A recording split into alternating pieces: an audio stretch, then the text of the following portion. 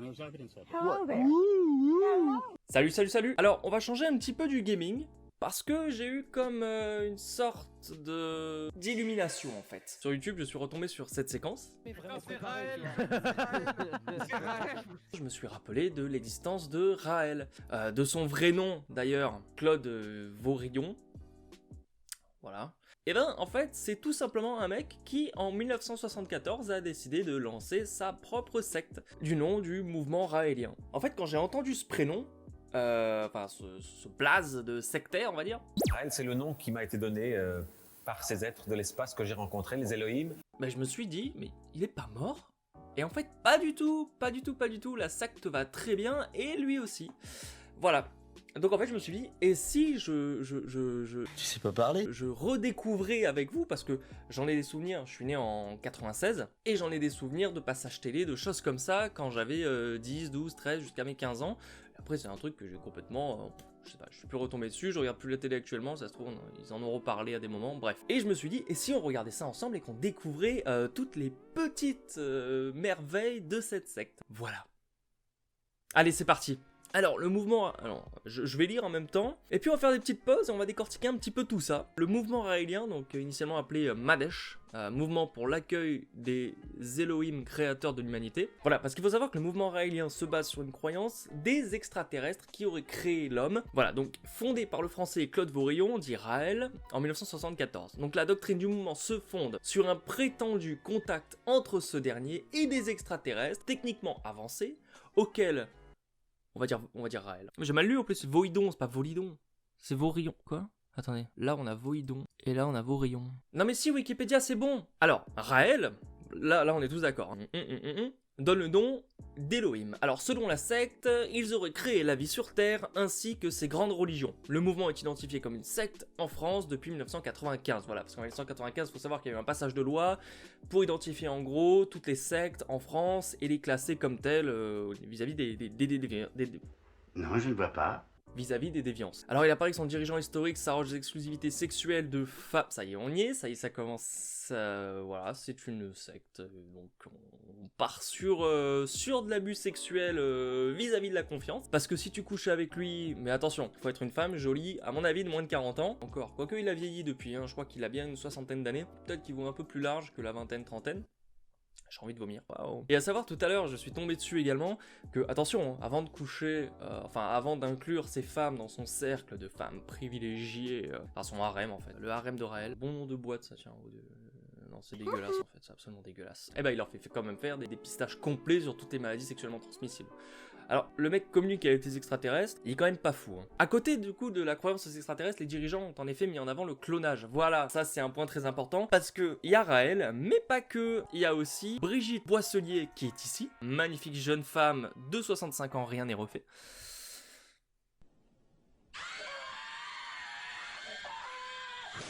Qui a fait l'université de Houston, l'université de Bourgogne. Ah, c'est pas pareil. Brigitte Boisselier, qui en quelques années passe du statut de simple adepte à celui de présidente du projet phare Cloned.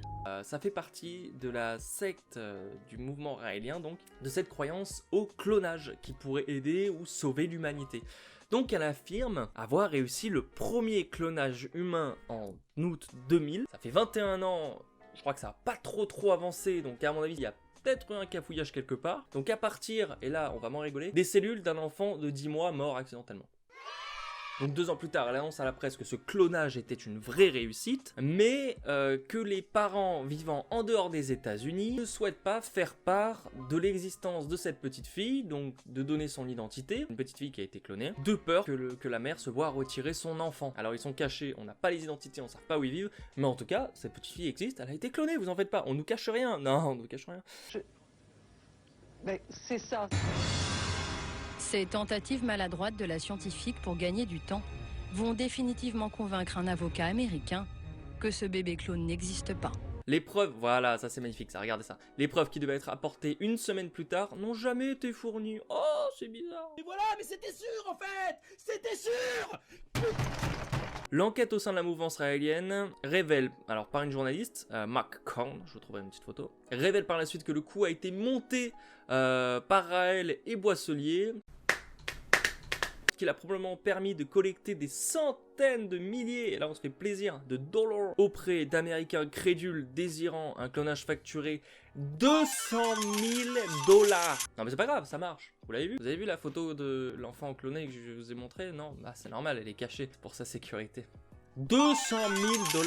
Donc il y a des gens qui ont payé. Merci Brigitte Boisselier, donc, qui est officiellement Une salope. classée comme chimiste. Raël a même fini par admettre que toute cette histoire pourrait bien être fausse, tout en prétendant que cela avait été tout de même bénéfique pour la secte. Il peut être qualifié au championnat de France. Ça s'est passé comment? Mais ça s'est passé que le même engin est apparu, et là ils m'ont donné en quelque sorte une récompense, car le premier contact était un test pour voir si j'allais faire de l'argent avec ça, si j'allais essayer d'exploiter ça, si j'allais...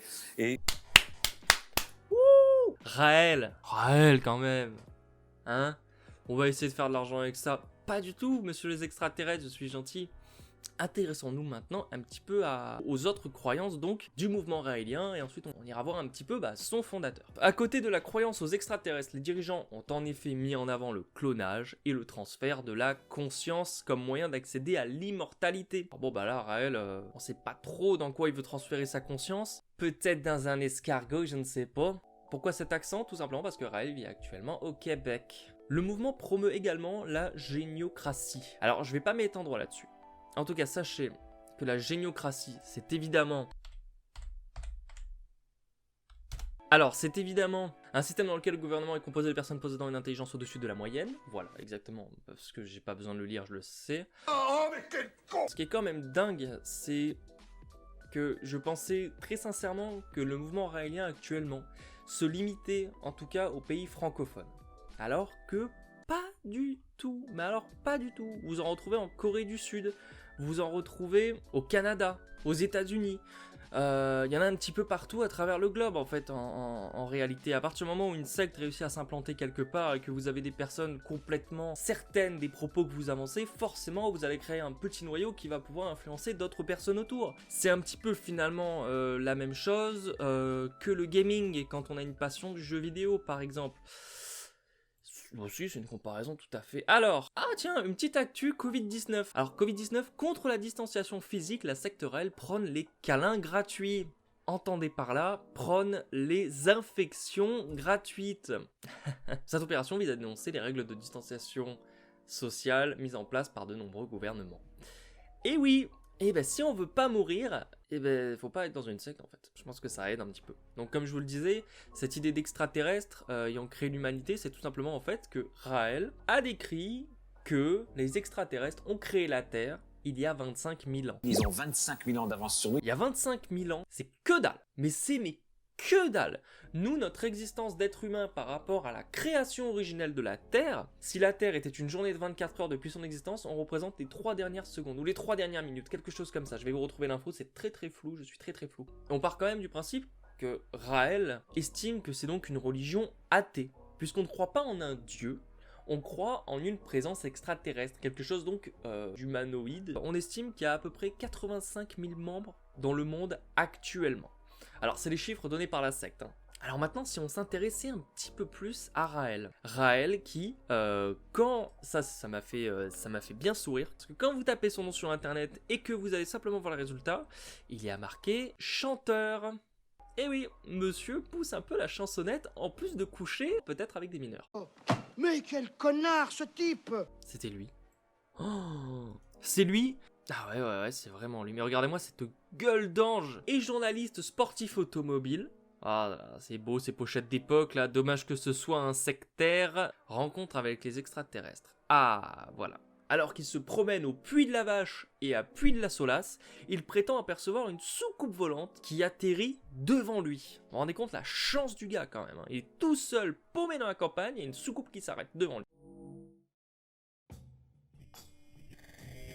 Waouh, qu'est-ce que c'est que ce truc là? Un être extraterrestre en sort, parle en français, mais alors mais c'est du pain béni. Le truc il vient de l'espace, on sait pas d'où, mais il parle français. Il y a peut-être même un petit accent gardois, on sait pas, peut-être marseillais, oh putain. Et qui lui dit être venu, donc exprès, pour le rencontrer et lui donner un message qu'il aura pour mission de répandre dans tout le pays. Alors c'est marrant parce que c'est dans tout le pays, pas dans tout le monde. Hein. On a créé le monde, mais t'inquiète, hein, tu délivres le message qu'à la France. Hein. Après, il faut que tu apprennes d'autres langues et tout. Également, selon lui, il reçoit alors son nom de prophète, Raël, qui signifierait le messager, lequel affirme que toutes les formes de vie sur Terre ont été créées par des extraterrestres. Donc les Elohim, grâce à une maîtrise du génie génétique et une avance scientifique de 25 000 ans, incroyable. Eh ben, tous les nombreux prophètes que cette terre a connus auraient été envoyés par les Elohim. Donc voilà, sachez que le prophète de votre religion a été envoyé par un extraterrestre. Merci Raël. Mais leur message, incompris et déformé par les humains, aurait été perverti. Attendez. Il y a un mec, pendant une interview, qui lui a tiré son chignon. Mais je veux voir ça. Moi, je veux le voir tirer le chignon, là. Oui, parce que si vous me touchez, je vous touche aussi. Oh, waouh. Oh, il l'a fait. Ah oui, je vous toucherai aussi, moi, par exemple. C'est cute. Alors, là, on n'est pas tenu encore. En fait, c'est pas drôle, c'est gênant. Oui, On va arrêter là. Du coup, voilà. On va pas en parler 50 ans parce que, à part parler de lui en balançant des mauvais buzz, bah, si on regardait par exemple cette soucoupe volante gonflable ornée du logo raélien pendant une manifestation.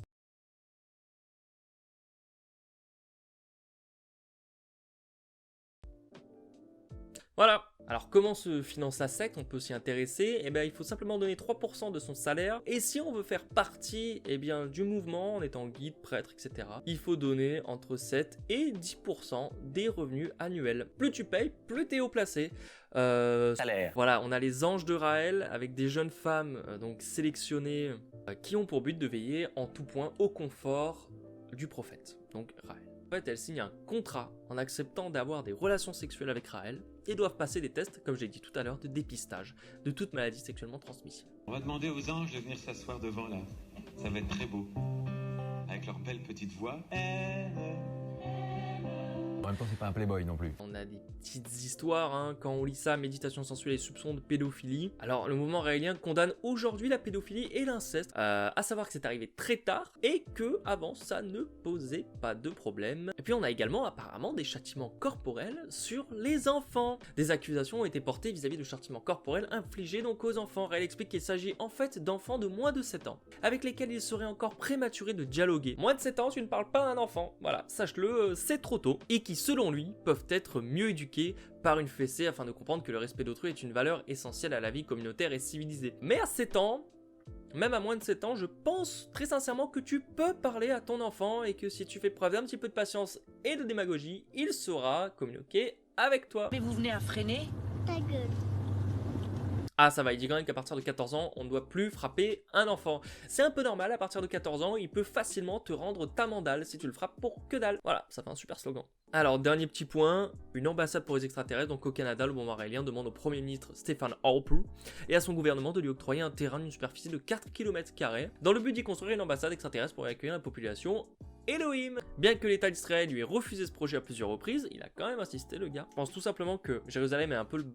c'est complètement le bassin de toutes les religions, et qu'à partir du moment où ta religion est présente à Jérusalem, elle a une légitimité vis-à-vis du monde décuplée. Il est pas con le gars, il veut faire son ambassade à Jérusalem, on sait très bien pourquoi, il va pas la faire dans le Puy-de-Dôme. Alors, ambassade... non, elle n'existe pas encore. Mais voilà la maquette, en tout cas, elle est absolument super jolie. On dirait un petit peu les maisons qu'il y a dans Dragon Ball. Là, voilà, celle-là. Et ben ça me fait un peu penser à ça finalement. Ça c'est intéressant. Jean-Denis Saint-Cyr, ancien haut placé du mouvement dans les années 80, donc qui a été dans le mouvement raélien, et Roland Chevalère, ami d'enfance de Raël, ont affirmé publiquement que Raël leur a avoué un jour qu'il n'a jamais rencontré des extraterrestres. Étonnant. Alors, c'est marrant parce que son ex-femme du coup, dont il s'est séparé en 1985, donc ça faisait 11 ans que la secte était lancée, affirme. Au début, il ne croyait pas à ce qu'il disait, mais il s'est pris à son jeu, et après sa dépression nerveuse, à la fin des années 80, il a choisi d'habiter entièrement ce personnage. Une question de survie mentale. Seulement, le danger aujourd'hui, c'est qu'il y croit, et plus grave, des milliers de personnes le suivent. Je pense que c'était important de lire ça quand même, pour mieux comprendre. Et parce que les adeptes ont intégré ça, et y croient, c'est eux-mêmes qui se mettent finalement la plus forte pression. Ce n'est pas des pressions extérieures de type des menaces, on va te tuer si tu quittes. Bon les amis, la vidéo va être trop longue.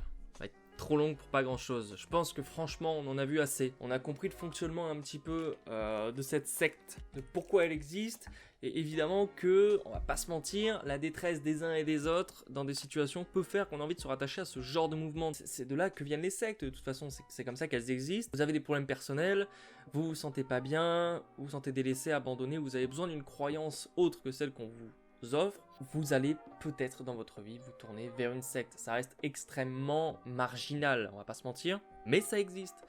Et ce genre de personnes en profitent bien comme il faut, voilà. Mais je me dis, putain, quand je vois ça, il y en a qui ont bien compris le système pour se faire un max de thunes sur le dos des gens. Et ça fait 40 ans que ça existe. Depuis 74, ça existe. Je pensais sincèrement que soit Raël était mort depuis, soit... vous voyez, en fait, non, le mouvement existe toujours. Et on peut voir du coup que même pendant la période du Covid, ils font parler d'eux avec quelque chose de polémique, des câlins gratuits.